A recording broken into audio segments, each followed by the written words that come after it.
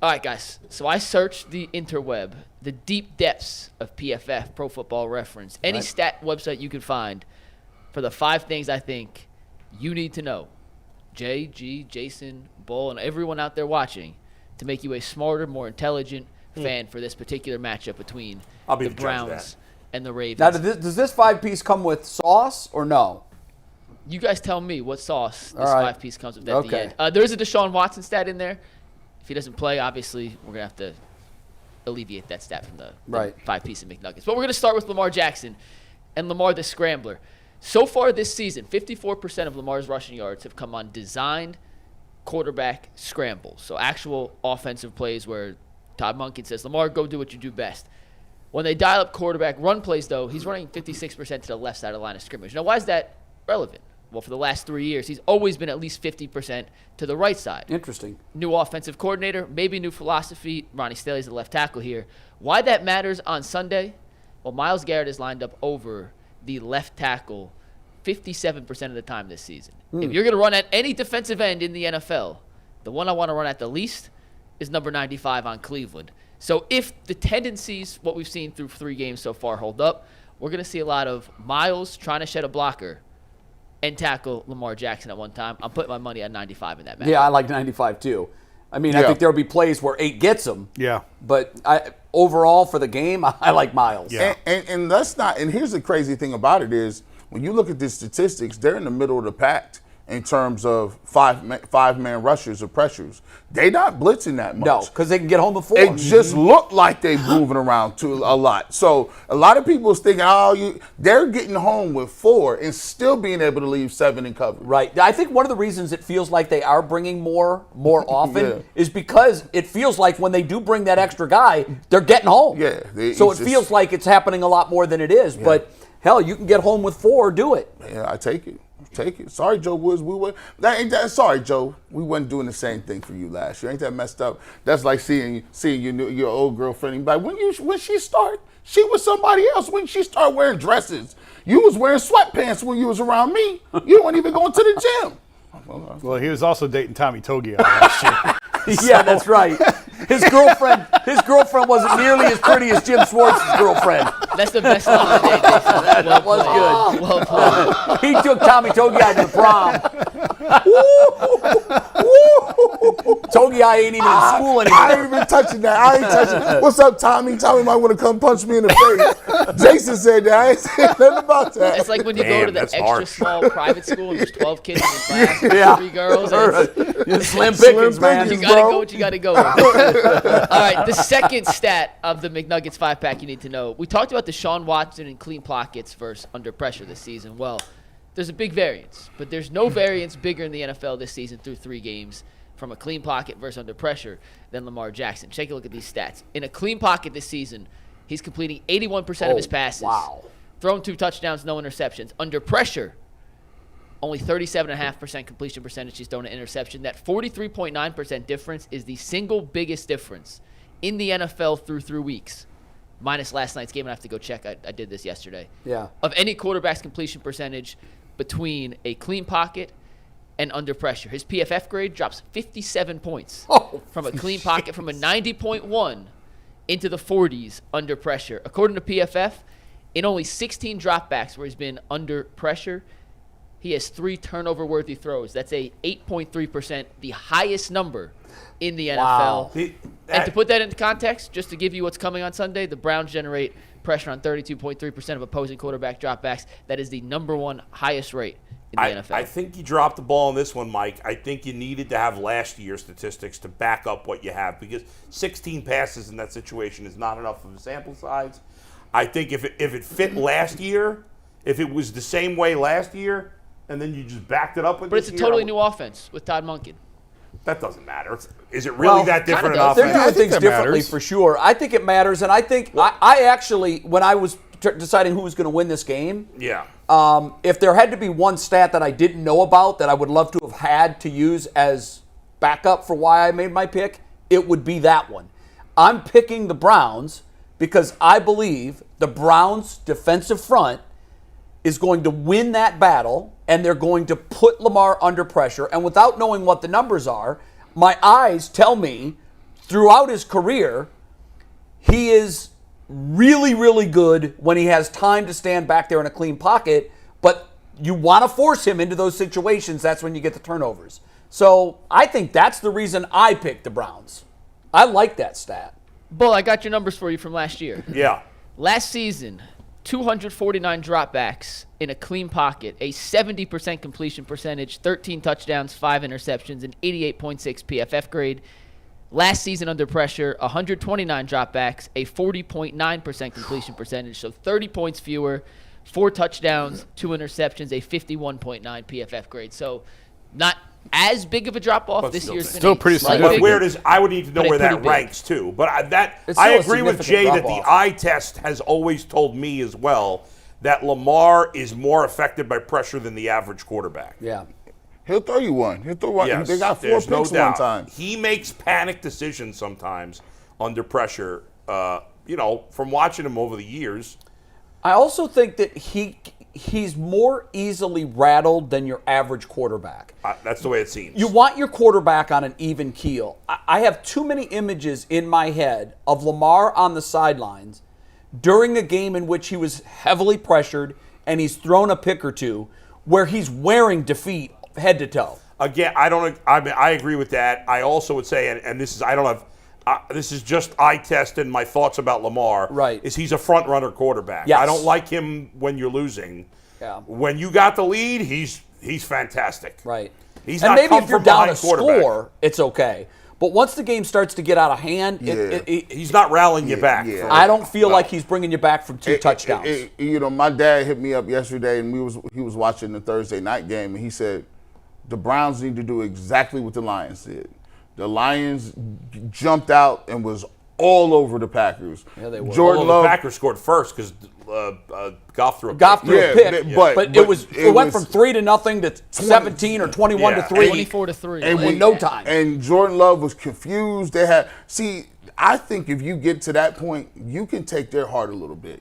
And usually Harbaugh's teams wouldn't say that, but I don't believe, like Bull says, the Ravens aren't good every year defensively. You just don't get that. You have to earn that title. Yeah. And I think that if you get those guys down a couple of scores, and now Lamar Jackson has to be, patient down the field. He can't get it all back in one play. I think that's when he presses a little bit. And that's why I think they just have an overall advantage over him, because I think that pressure over time kind of really just bends and makes you bust. I just do. Yeah. All right, number 3, we're going to talk a little Deshaun Watson here. So this one could change, obviously, if Deshaun doesn't play. What I've thought of Deshaun Watson's season, I thought he hasn't been very good throwing the deep ball, which has been his strength throughout the most of his career. But when you go into the advanced analytics of the numbers, he's actually 4 of 6. Or take it back. He has 6 completions of 20-plus air yards between the hashes this season, which I went back and tracked because I couldn't remember them. It's true. He does. And 4 of those have been graded as big-time throws by PFF, which essentially means your average quarterback's not making that type of throw. Right. 3 of those 4 passes inside the hashes, including the one to Amari Cooper last week, has led to a touchdown. Marlon Humphrey not expected to play on Sunday. The Ravens have given up the 2nd most yards in the NFL in the air between the hashes this season. If Stefanski's going to dial something up, I expect it to be deep between the hashes. How does that compare, Mike? How does the 6 and the 4 compare around the league? You have that? Like, is that a high number? Is that a low number? The 4 was 3rd in the NFL of big-time throws between the hashes. I'm not sure on completions. I can look that up for you in a second. It's odd because we don't have a completion percentage. In my mind, his deep throws that are coming to mind were overthrows. Misses. They were misses. So I don't know what his completion percentage is on the throws beyond 20 yards downfield. I do remember he had some really nice hookups with Amari Cooper that were further than 20 yards. But in week 1, he overthrew Marquise Goodwin twice. Underthrew him. Underthrew him. I'm sorry, on balls that would have been touchdowns. And Cooper, he underthrew last week on the easy touchdown, but he said that was intentional. The coverage was such a bust. He was so open. He said the worst thing you can do is overthrow him. You want to give him a chance to catch it. I got you. So I believe him on that one. That he underthrew that intentionally. He is 13 of 16 this season on deep passes of 20-plus yards. God, then However, I remember all of them. Of the 6 completions, 4 have been tracked as big-time throws. Okay.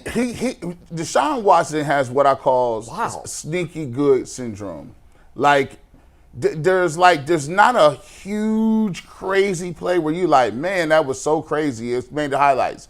But he got sneaky good throws. He's not that fast, but he's elusive. He sheds people off.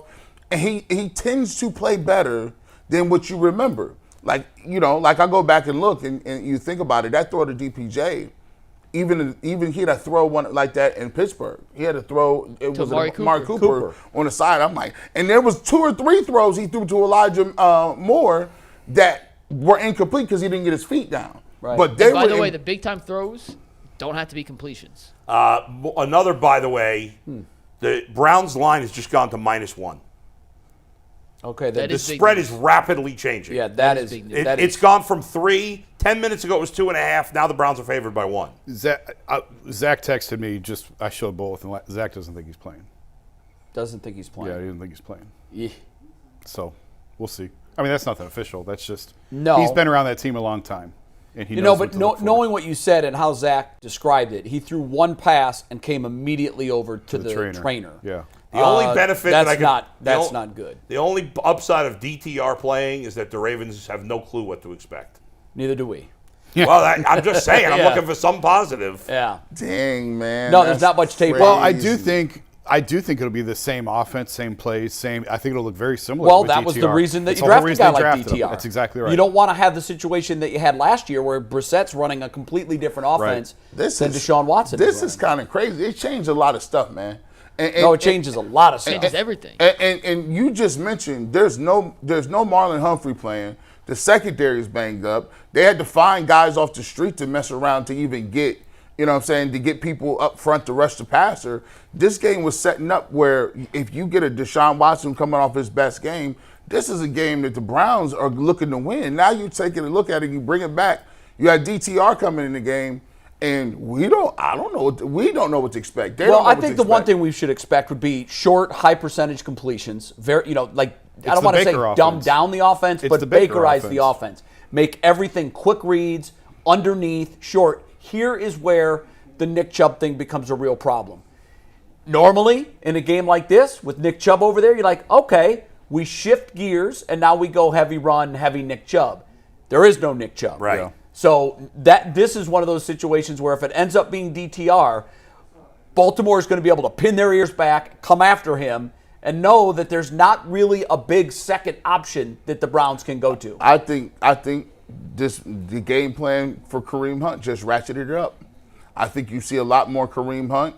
I think you see Jerome Ford. Kareem Hunt's dinged up. He's dinged up a little bit too. Do we know the likelihood of him playing? I think that is I won't call it rust, but he hadn't been in camp. He can't come back. He got hit for the first time. Yeah, that was called that my soul is hurting. Well, that goes back to the point I was making last week. He cannot possibly be in shape. You don't go from Planet Fitness to Cleveland Browns Stadium. But do we know if his dings are serious enough to keep him off the field? He practiced yesterday. Yeah, I mean, as of now, I would expect that he plays, but who knows? Well, we thought Deshaun Watson was good. And it's still not official. He hasn't been ruled out by any stretch. No. But a guy that knows the team pretty well and has covered them for long enough to know how these things play out. I don't know if he wanted me to say that or not. Sorry, Zach. He just texted me. He's like, nice job, Kurt Schilling. Well, here are 2 stats to wrap this up that'll make anyone feel better, and it highlights the Browns' defense. And we got super chats real quick. But Myles Garrett, we talked about him needing to have a monster season. This was his chance to break out. Well, so far through 3 games, he is doing that. He is the single highest PFF pass rush grade in the NFL through 3 weeks, a 93.6. He's on pace to set a single-season career high in pressures with 51, sacks with 20, quarterback hits with 23, a pass rush win rate. And the opposing tackles he's faced through 3 games this season have an average PFF grade of 28.9. Oh, my.